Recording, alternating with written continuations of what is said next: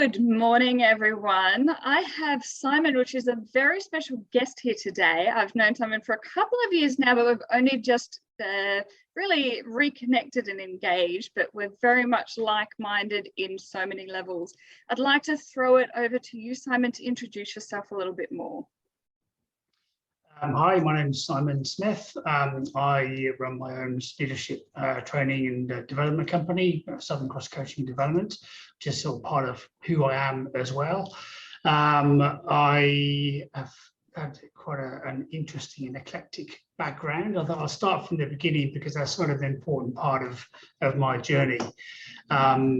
Basically, sort of the start of a lot of my sort of mental health problems, I think, goes back to aged 2.5 or 2 3/4. My mum committed suicide, and my father couldn't cope with that for whatever reason.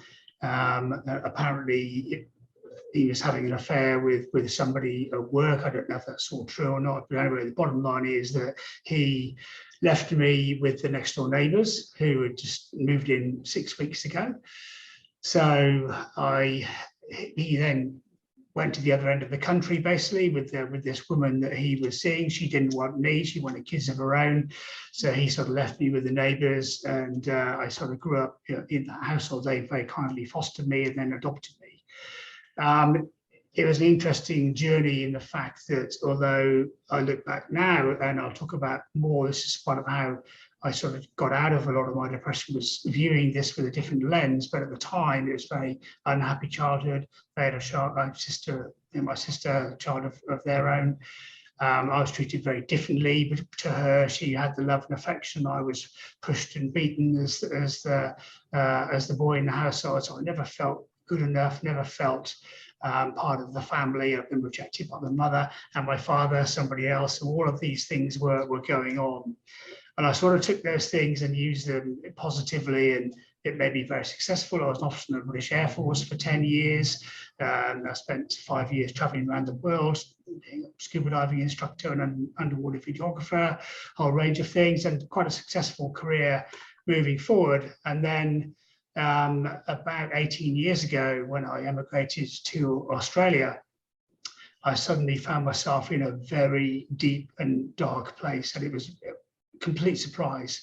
But I've had sort of ups and downs, but nothing really that sort of dramatic in terms of being suicidal. And a whole load of things happened at once when I came to Australia, and I think I got completely overwhelmed by new country, lack of support. Somebody back in the UK, he was like a mum and a gran, was a friend. I was probably never going to see her again. My dad had a major stroke and was ill. So there was a whole load of things happening at once. I fell into a very toxic relationship, stopped exercising, which was a big issue. And then almost overnight, basically, I just sort of plummeted down to the bottom of this very, very deep pit. And one day was going to go and take my own life, commit suicide. And I didn't, for whatever reason. And then a few weeks later, I did make an attempt. Luckily, I woke up, went to hospital, was in hospital for a couple of days. Interesting enough, they sort of let me out after a couple of days. I went back to work. I was still highly functioning in this space, which is quite interesting. And nobody knew anything about it. I was in a high pressure job with big sales targets and the like, still delivering on all of that. And then eventually I knew I obviously had to do something. I was referred to a psychologist, all the sort of normal things that sort of happen in that space.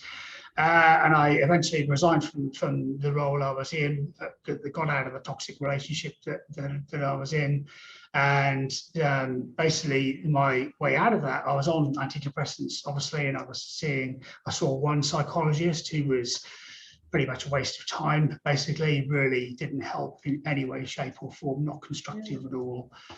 And then met another psychologist who was pretty amazing, basically, very understanding, listened to everything I had to say. And then one of the key things was I had some time off, and I thought, right, well, I'm going to go on a meditation retreat of all things. And I went down and spent a week with a group called the Brahma Kumaris, who are here in Sydney. Mm-hmm. Told them what had happened, told them I was, I tried suicide and was on antidepressants. They were super understanding. And I went through this week's retreat. And on day 2, having had lots of time to just really just sit there and think and really look at why did all this happen, and more importantly, what could I do about it? I just had this really, the best way I would describe it, it's like this dawning epiphany that my adopted parents, who I thought were, responsible for a lot of my misery, that they didn't love me. My dad was an alcoholic. He used to, I was sort of abused physically, I guess. I felt abused mentally as well in that space. But I realized that this was just my perception of events, and while all those things did happen, funnily enough, that a lot of what they were doing was just doing what they thought was the best thing for me. Yeah, like my sister would get the love and affection, and I would get pushed and smacked around the head or whatever. But it was Dad's way of sort of pushing me and trying to say he wanted the best for me. And Mum was similar. I just had this sort of really this dawning epiphany that they weren't the ogres that I thought they were. They didn't know any better, for one thing. Yeah, Dad was brought up in the war by grandparents. Mum was brought up by foster parents. Her father was killed on duty, and they were just doing what they knew, what they thought was best. Obviously, it wasn't best for me, and it led me to that point. But once I got that realization, and I started to sit there, and I just thought, well, yeah, I can genuinely forgive my adoptive parents for what they did. And where they came from, and I completely shifted my thinking around that. So it was that reappraisal of everything, and while it didn't stop what happened, how I dealt with it in my mind was very different, and how then I perceived me as a person and what I was worthy of and what I was deserving of, all of those things really started to shift. And probably that took I'd probably say 2 or 3 years of lots of constant hard work and constantly reinforcing that message to work through that. But it was always an uphill, or climbing out of the pit. I had a couple of dips down back into that where I probably a year later where I felt suicidal again.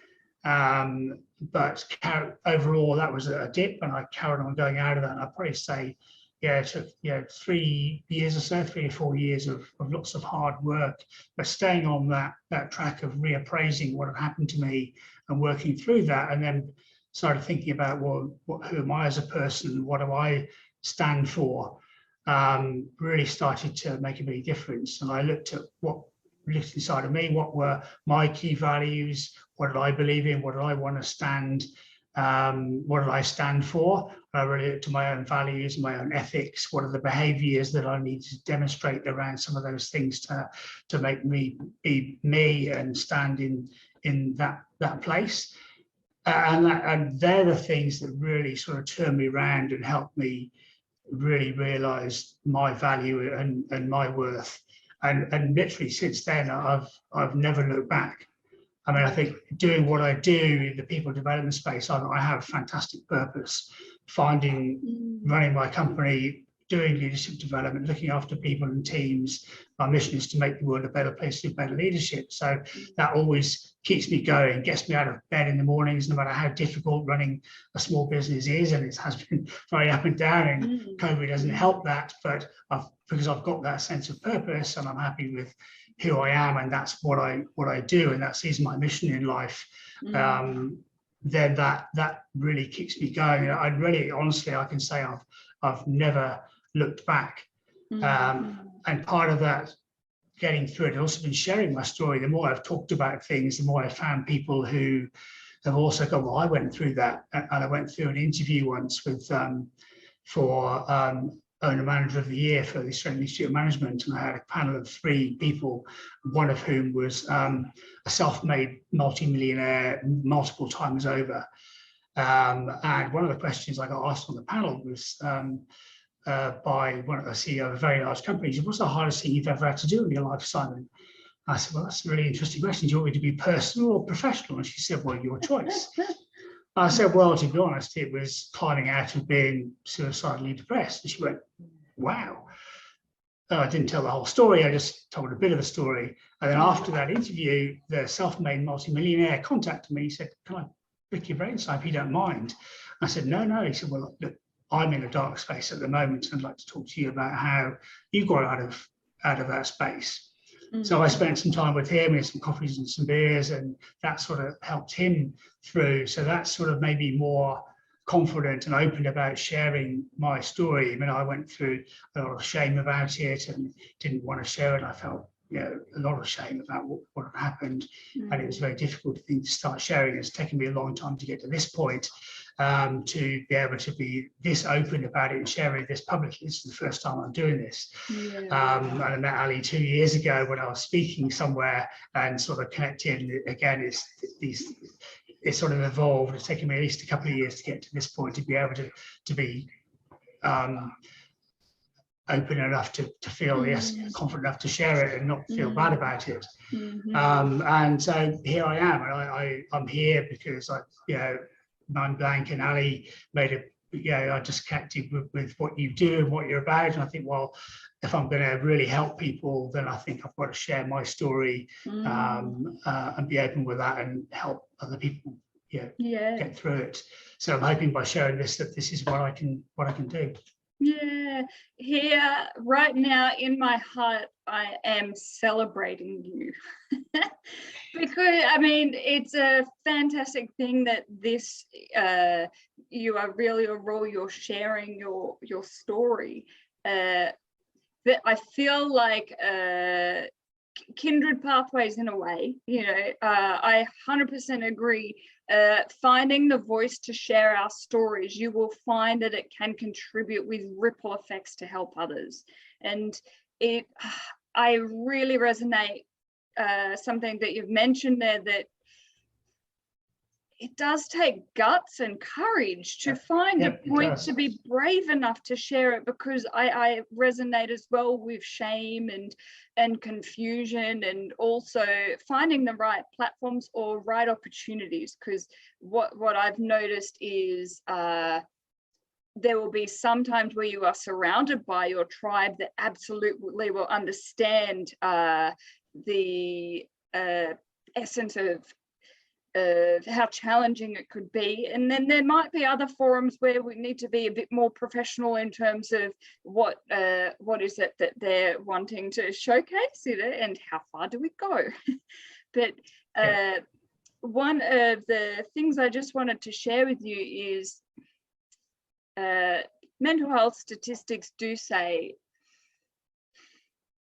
that if there is a suicide in our family, we automatically become another statistic where we are that much more likely to also be exposed to it ourselves, or to have another suicide in the family. That's what the science says in this suicide space. But the fact is, you and I and many listeners right now, we are living proof that we can change these realities. What I hear, I think sorry to interrupt you there, some of the things there, at one stage, my mum was 28 and a half when she killed herself. And my goal in life at one stage was to reach the age of 29. And I thought once I got to 29, it would all be good. But I think there's also some other learning out of that what I've realized is it's an ongoing journey. I think when I was younger, I had counselling and I did things like, great, yoo-hoo, I've got over it now, I'm fine. And then something else would crop up and something else would crop up. And being adopted was a big part of that. And I've sort of shared things with other people around that space. But I think it is listen to the fact that it is an ongoing journey. You don't just have one set of counselling sessions and get over it. Other things crop up. And I think if I'd have had that message earlier and understood that at an earlier time, I might not have got to the down point that I really did. I probably would have sought help along the way. So I think that's an important message, is that Definitely. recognize that this is a continual journey, and to keep on going out there and getting that help. You don't just have one lot of sessions and then suddenly it's all okay, because different things happen along the way. Absolutely. And one thing I just wanted to point out is you shared various different parts of your life journey, where what I hear in you is that you've done the work, like you're willing to do the work, and that it's constantly continuing to do the work. I know you focus a lot on mindset, and you're in the coaching space, and it's fantastic. There's definitely a lot of people that can resonate with some of the techniques there, so we're very keen to pick your brain a little bit further. Just before I ask those questions, I just wanted to thank you again for being so open and sharing your story with us today. My pleasure. So the first question for this campaign that I would love to ask you is, what is one thing you do for your mental health and well-being? Not every day we're going to spring out of bed and feel rosy. So what is something that you do to help support your own well-being? There's a couple of key things. Exercise is one key thing for me, doing something, getting outside into to nature and the like. But I think probably one of the biggest things is that using that reappraisal of thinking. I'm not talking about the Pollyanna, oh, it's all wonderful, everything's all fantastic. No, definitely not. But it's about seeing how can I put it? Not because without sounding Pollyanna, it's all wonderful, but seeing things in a different light. Like, for example, my car broke down recently while I was camping, and I had my kids with me, and it could have been a potential disaster. But rather than sink down, oh my God, this has happened, and oh, this is terrible, and so on, it was like stepping into action. What am I going to do? So we rented a hire car for the time the kids on holiday, found a local garage that was in, and then I'll go, well, actually, I'm actually happy we've got it into a decent garage, because we had some troubles with it in Sydney, and now we got to the point where nobody knew what to do. But this garage is thinking outside the square. They're actually doing some more investigation work, which people in Sydney wouldn't do. So actually, it's not such a bad thing we've broken down here, because something good might come out of it at the end of the day. And then that getting on and stepping into action, like I had to pack up all the camping gear, rent another car to get all the camping gear back down, 2 kids back down to Sydney. My car's still on holiday up there at the moment. But saying things like, well, okay, well, this is just another adventure, this is, and try to say to the kids, well, yes, it's hard work and it's tough, but hey, let's have an adventure, this is what's going to happen. And we're going to go back up to Port Macquarie to pick up the car, so we'll have a weekend up there, it'll be another adventure. So just seeing things from a different perspective, rather than the doom and gloom about it all. Again, without saying this, sort of go, oh, it's fun the universe has delivered this to me. I don't believe in that sort of stuff. It's about being practical about it. Okay, well, this is crap on one hand. So yes, it's a shit thing. So label that emotion and go, yeah, it's shit. I'm not saying it's not shit. No, don't think bad about it. It's not going to work. No, it's a shit event. It is. Say that. That's perfectly okay. And then go, right, okay, it's crap. And we know from neuroscience, and I'm lucky to have studied a lot of practical neuroscience, that in our brains that lowers our threat response to things when you label the emotion. So saying I feel shit is okay, because it lowers your emotional threat response to it, and then helps you think more clearly.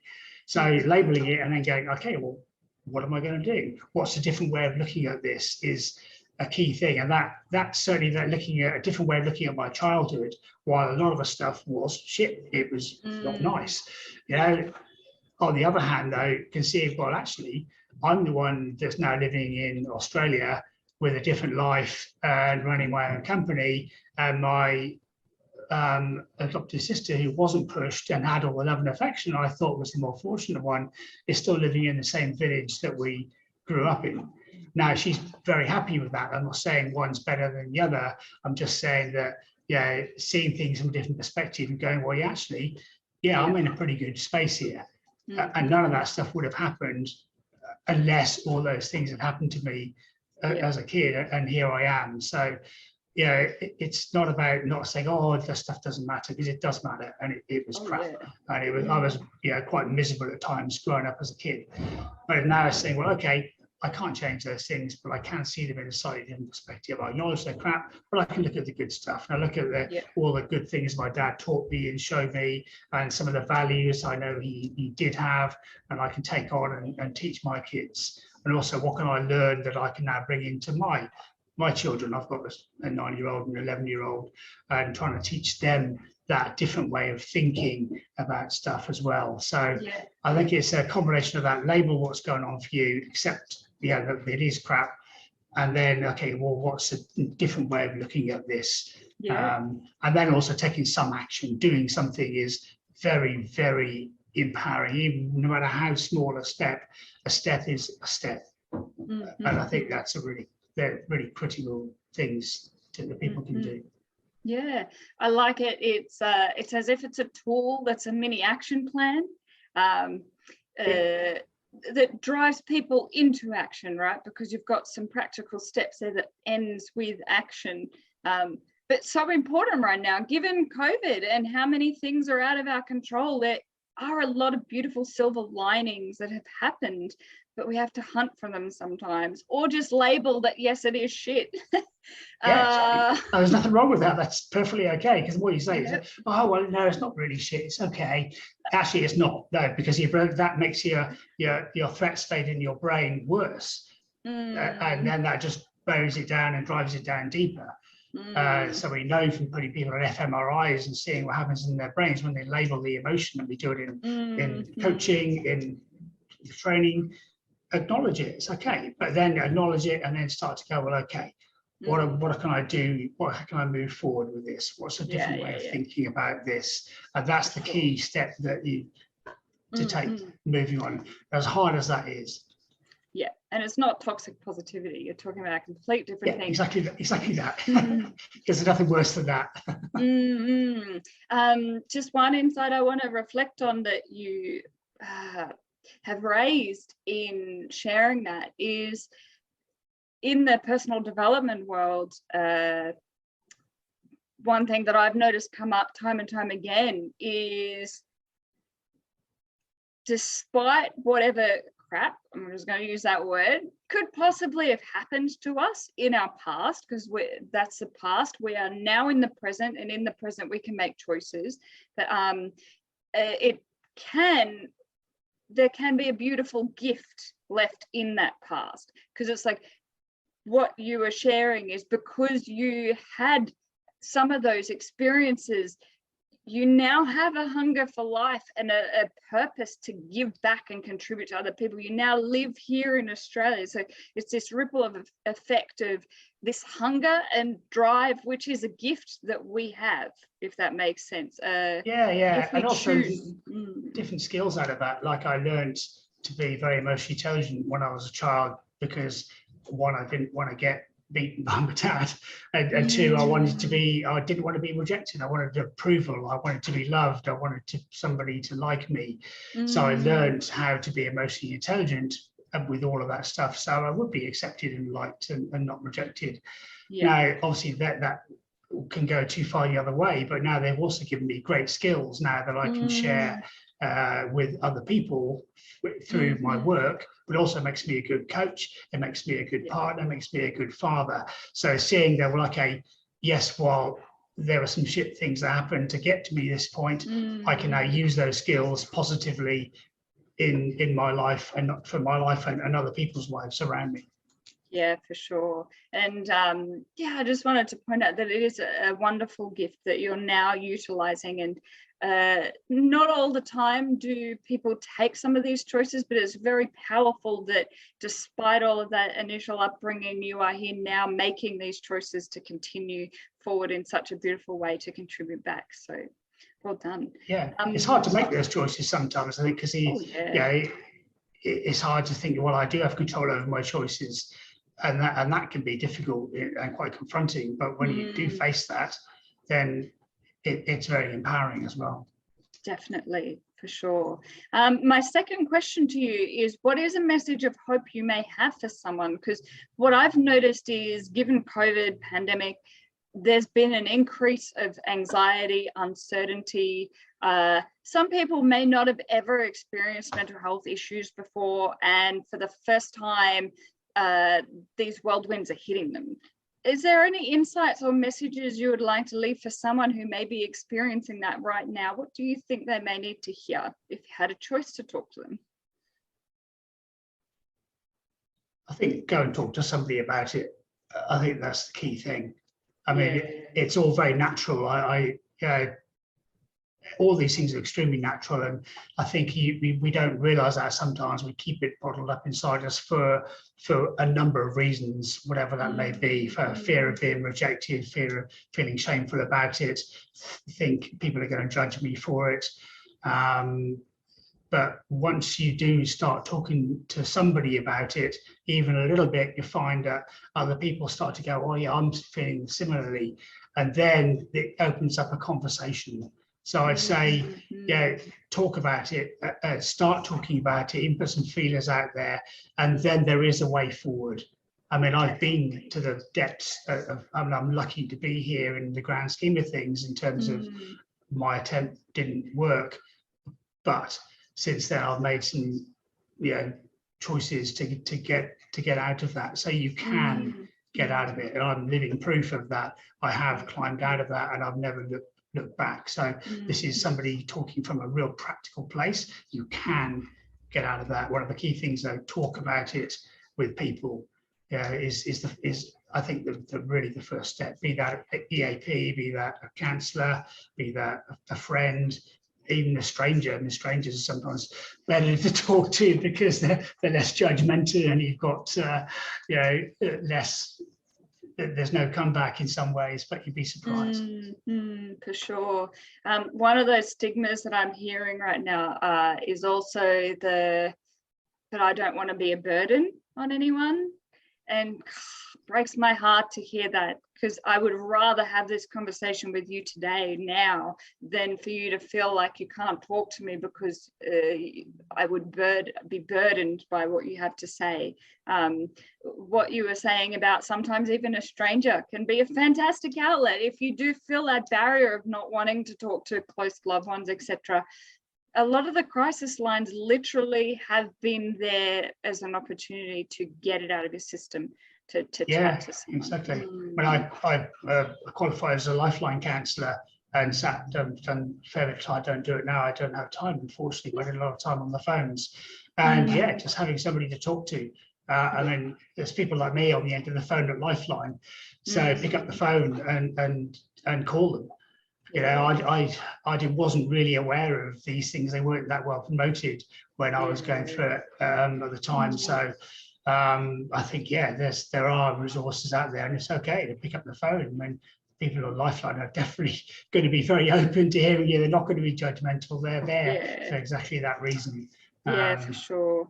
And you just reminded me of one other thing I'm seeing in community as well, is it is actually helpful to share with each other what that experience was like in seeking help or reaching out to the services. Because if you've never been through it before, you may not know that there are waiting lists, etc. Or sometimes health gets it wrong, can be a clunky experience trying to reach out to an EAP service. Sometimes you might need that help now, and they may only be able to have that conversation in a few days' time. It doesn't necessarily mean that they don't care or that service isn't important, but there are other services like Lifeline, for example, that can catch some of that intermittent time period.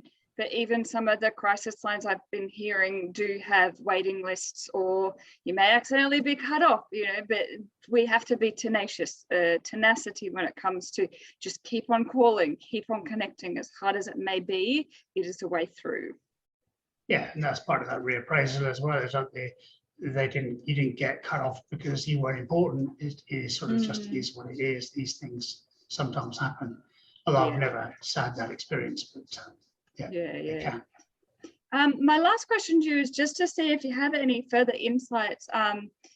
You have been so open to talking about suicide, which is a taboo subject. Some people are scared of it because they think it could make people think about it, but there's a lot of research to say actually it's really healthy to have these conversations, and the more we do it, the more we actually save other lives. So one thing I've collected in this campaign, if people are open to it, is I just want to know some insights, because there are some people that have experienced suicidality and, like yourself, have come through it. Was there any particular action or insight that you would like to share with the audience? That what was it that helped bring you around? Can you pinpoint anything? Or maybe you can't, and that's okay. I'm just curious, because a lot of people I'm finding are coming just to chat about their story. And what we've realized in this campaign already is so many people have a common ground there. They're like, of course, I've been through a time where I felt like that, you know, and this is what was helpful. So hearing some of these things just helps someone else in case they may be in that position.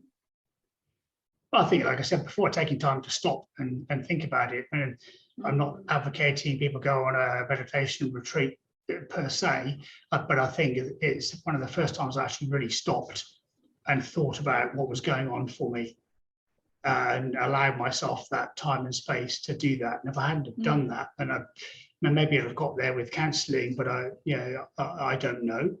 It's possible. I could have got there with persevering, but I got there a lot quicker. I think just having that time to resign from my job, got out of the toxic relationship, and thought, right, just allow myself time to be. I think part of what I thought led me to the point was to keep on going, and I'm very good at keeping on going. And pushing through things. It's been my upbringing and my military history is sort of made that happen. But there's only so far you can keep pushing. And I think I pushed to the point when the edge was there and I didn't even see the edge. So I was too busy, pushing on through. So I think take that time to stop and just, it's okay to wallow in it for a bit and cry. I mean, I cried for a day, probably, I would say, after having that realization, and lots more afterwards. But I think taking that time to stop and then really think what is behind this, but then also not wallowing in it. You can go, not a cancer, someone keep on in this loop about going back, oh, why did it happen? What's behind it? But there's a point we're going to break out of that loop.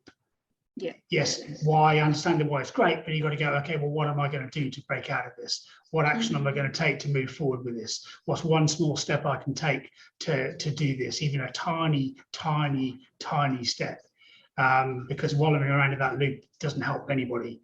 So a sort of a coaching, moving forward mindset. Yes, this has happened. How am I going to get through this? And for me, that was that shift in thinking, and that was, okay, let's see some good things out of this in terms of, look, it was a lot of crap stuff, but they were only doing it because I think, and I choose to believe that, they didn't know any better. They weren't nasty people per se. They just didn't know any better. And dealing with that has helped me through a huge amount of things. And I've now even got in touch with my real father, who I thought I'd never ever talk to in my life, and I'm talking to him.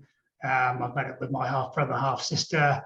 So from moving through a lot of that stuff and seeing things now from like his perspective, what was going on with him at the time, I go, look, I can see that he was in a difficult space. I reminded him of my mum. He couldn't cope. He didn't know what else to do. He ran away, as lots of people do. So just choosing to see that side of the story, as well as maybe still think the other stuff is pretty crappy as well, of course. But I see a different perspective on it now, and I think that gives me a different mental perspective. It's allowed me to be much stronger mentally and move forward through all that. What a powerful thing to do, to get the opportunity to reconnect. And no doubt a lot of people, how do I say it, may not want to revisit that or have the guts to or the courage to, but in doing so, it sounds like you've found so much of a resolve or different takeaways from it, if that makes sense. Yeah, definitely. Yeah, it's been very useful. Yeah, very powerful. there's been so much in everything that you've shared today. So thank you. Yeah, from the bottom of our hearts, thank you. The campaign, the story you've shared with the campaign is certainly an important one. So I appreciate your time. If anyone has related to any of your story or is even interested in any of the coaching that you do, how can they connect with you? They can email me, so simon@southerncrosscoaching.com.au. That's my direct email, so I'm very happy to talk to people. You can go through the website, it's www.southerncrosscoaching.com.au, or LinkedIn, and find me on LinkedIn, and I'm very happy to have a conversation. I won't give my mobile number out right here, but I'll be very happy to share that with people. If you contact me through or email me or through LinkedIn, I will very, very happy to have a discussion for sure. Fantastic. Thank you for everything that you do. No doubt the connections that you make do create purpose and meaning as we continue, regardless of whether it's in a workplace fashion or in a personal individual one. So appreciate your time. Certainly. Thank you, Ali. No problem. I look forward to bringing more stories to you all shortly.